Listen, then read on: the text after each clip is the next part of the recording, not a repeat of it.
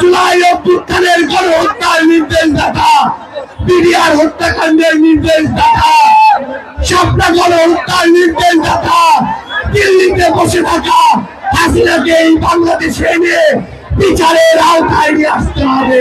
আমরা পরিকল্পনা করছে তাদের অচিরেই গ্রেফতার করে জুলাই সহযোদ্ধাদের নিরাপত্তা নিশ্চিত করতে হবে।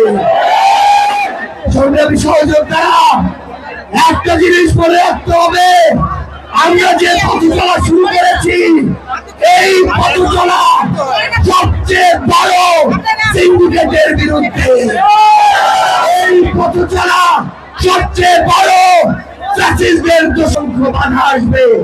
আমাদের ঐক্যবদ্ধভাবে সেই বাধা মোকাবেলা করতে হবে।